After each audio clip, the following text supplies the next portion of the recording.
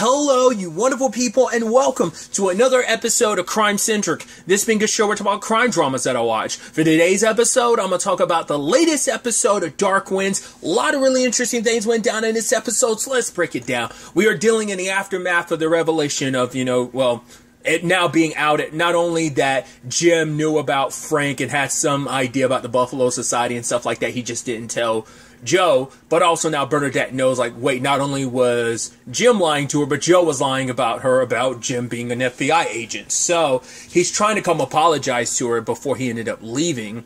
But for him, he's like, there's nothing left for me here. And she's like, what about me? I'm here.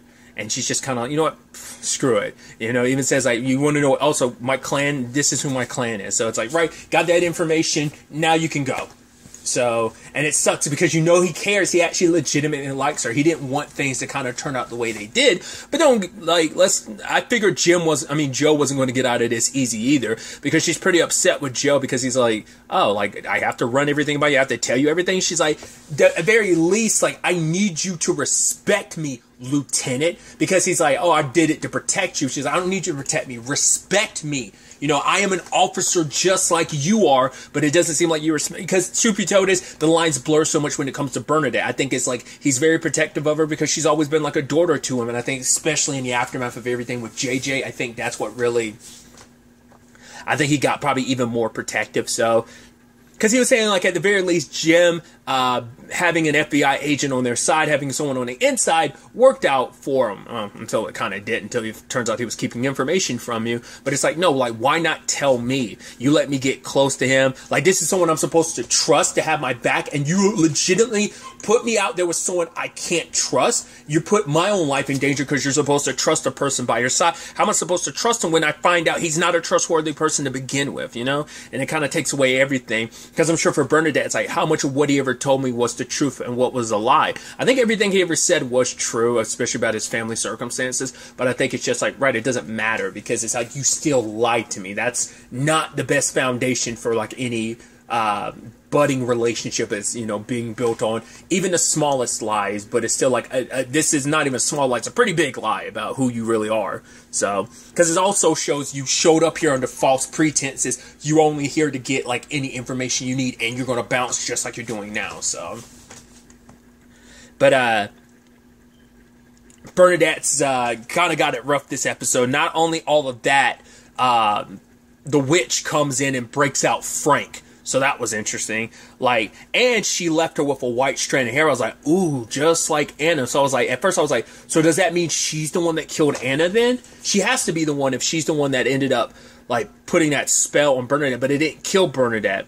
But just like Anna's grandmother was protected, it's because it's we both had our medicine bags. Anna didn't. So I guess that's what protected the grandmother from, the spell. I'm assuming, James and Ben's grandfather didn't have a medicine bag either, maybe was affected by... granted, we know his eyes were cut, he was murdered.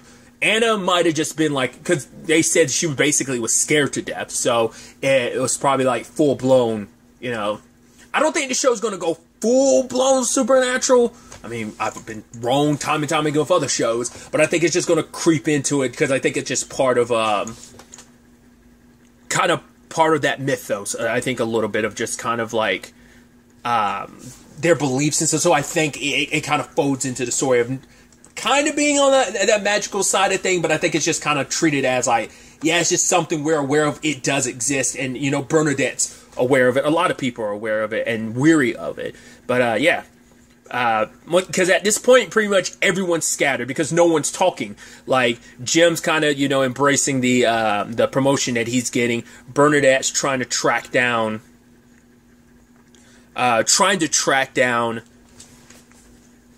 was initially Frank, but also the witch. Because if I'm not mistaken, the witch is Sally's mom, isn't she? I believe she is. So there's that element to it, which kind of begs some questions later on, but we'll get to that soon enough. But it's Joe was... Well, we'll circle back to Joe, so let's focus on Bernadette for right now. She ends up going she ended up going to Anna's grandmother for, I think, just kind of maybe some extra protections, right, you have your medicine bag, and she ends up going after her to arrest her, and because she was oh, she doesn't have my hair. Moment she gets to the house, she finds out she does. Not only your hair, we see there's a bottle with Emma's name on it and Ben, which I can only assume Benjamin. So maybe that's how James prevented his brother from ever, like, the best way to prevent your brother from ever showing up and kind of ruining your scheme of pretending to be your brother is to have him kind of not around anymore. So either Ben is dead thanks to Sally's mom, or it's just a situation of took him out of the equation like they did Wanda. We'll have to wait and see. But because I kept being like, Ben, like, who's Ben? Why would that be significant? And I was like, stupid. It's like, right, James, who he's pretending to be, he's pretending to be his brother Benjamin. So I was like, that's interesting. So I guess that's once again how James was able to make that happen. So Bernadette. That sequence was creepy as hell, because it's like, cool, all these vials of hair, where is she? Oh, she's behind me and attacking me, and she's also doing her magic on her at the same time, because, like, Bernadette's kind of like, the door closing like that. I'm like, yeah, scene straight out of a horror movie. Except more often than not, I feel like in a horror movie like that, you typically don't see the person confronting, like, the person that's trying to kill them in most horror situations, but it's like, yeah. And Bernadette, if I'm not mistaken, she dropped her gun in there too. I'm like, that's not good. For multiple reasons. One, I was scared. I mean, I don't think she picked... I mean, maybe she did, because she never used it for the rest of that scene. So I think she dropped her gun and never got it again, which I'm like, that's probably bad, because someone finds that gun later on, uses it, because that can fall back on Bernadette for losing her firearm. That could be a whole thing in itself. But maybe she eventually picked it up. I don't think she did. I don't think she had time to. And she actually tried to get Sally's mom out of there at the last minute when, like, the bookshelf fell on her, fire started breaking out in the house. I mean, we don't know for sure she's dead. I mean, everything's linking it an inkling that she's dead, because Bernadette's hair went back from being a white streak to just being her normal hair again. Plus, Wanda woke up. So it's like, well, I guess it's that typical thing of, like, the magic or curse loses its effect the moment the person who cast it died. Kind of almost like, wasn't it like I want to say, I think it's werewolves, but maybe it's vampires, or maybe it's both. Isn't it typically like, I think it's werewolves. If you kill the werewolf that made you a werewolf, you reverse your curse and become a human again. That's how some werewolf mythology, other things kind of ignore that, but I think that's some werewolf mythology follows it, so I'm assuming this kind of plays in that regard too, so... That's interesting, but like I was saying, that if I'm not mistaken, I do believe that is Sally's mom, so I'm like, how's she going to feel about it? I mean, we don't know what her relationship like is with her mom. I mean, we found out that, we thought, because they were making it seemed like Frank was the baby daddy. Turns out it's actually James is actually the baby daddy. You're like, that's weird. And it's like, well, the reason why Sally didn't say anything is because it was her mom's boyfriend, and it's like, that enters that creepy, fucked up territory, so you're like, okay. So, and did she know that? Was she okay with that? Once again, we see that her mom's kind of fucked up, so maybe she's dead. Once again, I'm like, maybe the spell with the curses were deactivated, but, you know, she's kind of supposed to be, like, seen like an evil spirit, so it might be a thing of, yes, the physical body is dead, but the entity might move on to someone else to kind of do its bit. Like, I don't know if it's being implemented like that, of like, yes, Sally's mom is dead, but the evil that was in her kind of spread to someone else. Maybe that's the direction they're going. Either way, that's interesting. So, all the while that's happening, like, Wanda's husband ends up calling me like, yo, Wanda's awake and she wants to talk all about that priest. So Bernadette goes to check that out. At the same at the same time all this is happening, Jim, once again, he's, being happy about the promotion he's getting, moving up to DC, closing up some final minute stuff he's got related all of this, but you can tell it's also weighing on him too about everything that happened. So he ended up stopping, because I thought it was very poetic. When he first came to down in the first episode, did not stop for a truck that was overheated. This time he did, but that led him to Dan, which we saw in the beginning, how this whole thing started with the Buffalo Society and Dan, is they blackmailed him. They caught him banging it out with someone in a van, and they took a picture of it. And it's like, cool, you're going to launder our money for us, and that's why he thought Jim was actually there about. And it's like, wait, you didn't know? He's like, oh, you're the second agent. I was like, second agent? Who's the first one? I was like, High Pockets, which I think his name is what, Leland Widover. I think is his name. Jim just keeps calling him by his last name, Widover, but I think the card said Leland Widover. But Widover, it's like, wait. I was like, wait, so he's known a lot more than he's let on, too. So Jim isn't the only one keeping everyone else in the dark. He was also kept in the dark, too. And you're like, wait, what's going on here? So, like, if he knew about this lead about Dan, why did he have Jim, like, looking into other stuff? Yes, it's all connected, but do you think Widover was... Okay, this is where I'm spitballing my theories. Okay, maybe Widover got blackmailed by the Buffalo Society, and he was trying to find leverage on them by handling the investigation in a different way. There's that. Other theory, the one I started thinking, I think I'm leaning more towards is Widover's dirty. Because later on, when Jim looks into files, he sees the fingerprints and stuff that connect to James, because I guess James already has a criminal record, so it came up from the very beginning, like the fingerprints and stuff from the crime scene. So it's like, why wouldn't he act upon that? Either he's looking for this opportunity to try and get paid. It's like, oh, I'm gonna track you guys down. That's probably why he was so adamant about trying to get Frank, because either they really are already in on this together, or he's trying to find them and so he can get a slice of the pie because he's maybe a corrupt FBI agent. It seems like it's leaning that way, because it's like, right, because he also told one of the agents to get rid of the file related to, like, Anna's murder and, like, Frank's grandfather. But it's like, well, why? Like, Jim was like, but why? Now we kind of know why, because he's involved in this. Once again, has he always been involved with it? The fact is, he went to Dan, and it was like a couple weeks back. Because Dan got blackmailed, what, 2 weeks ago? Well, not 2 weeks ago, because it's been even longer now. 2 weeks before the bank robbery. Because I don't know how long it's been since the bank robbery at the time of,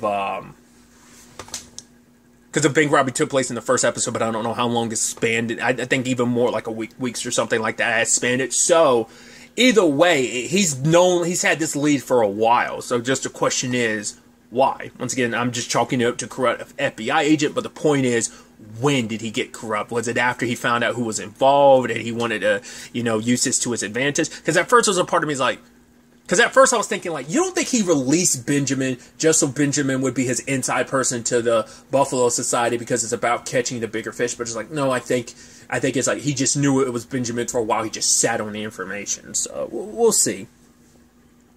And Jim's rushing to kind of tell anybody, but obviously, once again, you have Joe off on his own, Bernadette's off on her own, with none other than Widover. The moment she was like, yo, bringing him alone, I was like, do not do that, because I was worried, because I was like, okay, Jim's going to try and reach you over the radio, and then you'll get it, but Widover will be in a car with you, and maybe Jim will be reluctant to say anything, or maybe he will end up saying something because he doesn't know Widover's in the car with her, or hell, she might not even listen. Well, it's over the radio, so either she is going to listen to him, and, maybe kind of ignore him, and he ends up talking about Widover over before she could respond, or I'm like I said, spitballing a lot of stuff. It's just I feel like that just could go seriously bad, especially because she's telling him like, yeah, Wanda knows all about the because the moment he's like, oh yeah, like that's, she's like, yeah, there's a spell that was, I guess the spell was broken, and she's like, yeah, I guess so, and because trying to kind of sweep it sweep under the rug her involvement in the spell disappearing and stuff. But his nonchalance about that whole thing makes you go, the fact is, he's kind of very clear about where he stands on things, so why wouldn't he be like, okay, aren't you crazy? Like, he just went along with him, like, you think something suspicious about that? But, we'll see where that goes. And on the other side of things, you have Joe. He ended up getting Frank out of the hospital to question him about everything. And then he points out what happened to... So it seems like Frank was unaware of what happened in the first episode. Anna and Benjamin and James' grandfather getting murdered. He had no idea about that. And it's like...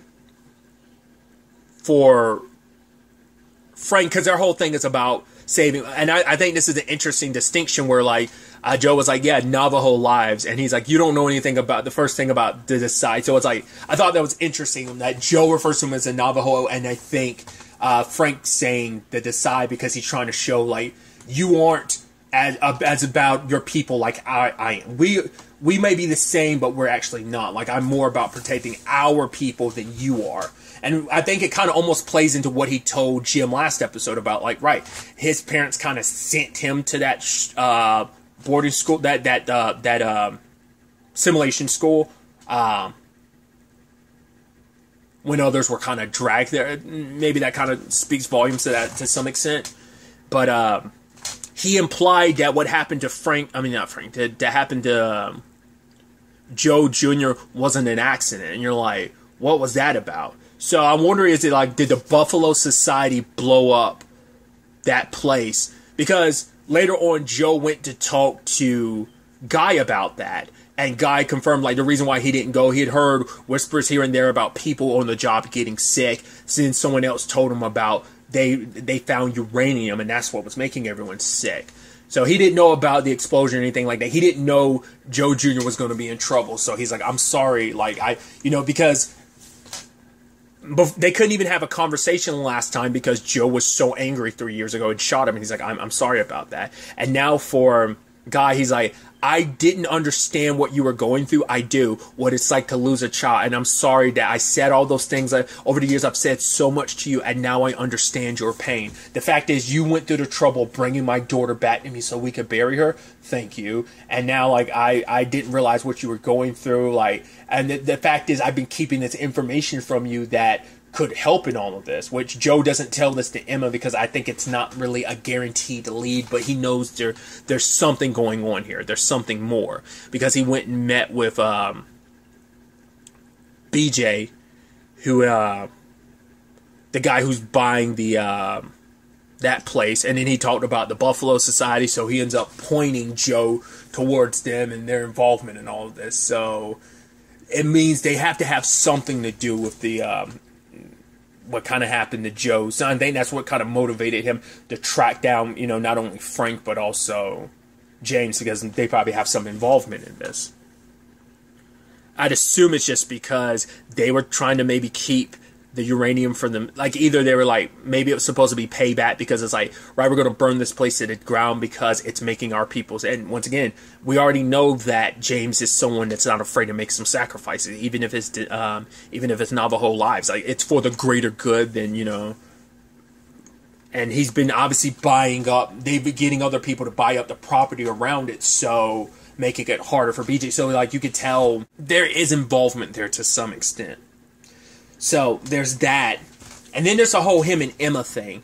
Because Emma's like, I need you to stay here. You haven't been present for 3 years. Because for her, it's like, it's not just you that's in pain. It's like, you're not just the only one that lost a son. Obviously, like, for Emma, she lost him too. And what she plays that day over and over again. She wanted him to go to college, but it's like, you didn't say anything. And he says, like, right, you know him. Like, anything you say, he was always going to do the opposite of it. She's like, are you trying to say it's my fault? He's like, no, that's not what I'm trying to say. She's like, but you could have said something. You could have told him to go to college. He would have listened to you. But for Joe, it's like, I didn't, because I didn't want him to go. Joe regrets it because it's like his selfish need to, I wanted to keep my boy. That was my baby boy. I wanted to keep him around. Like, my selfishness, and Joe, like, regrets it that much too, because now it's like my need to keep him around instead of pushing him out the nest like you wanted to.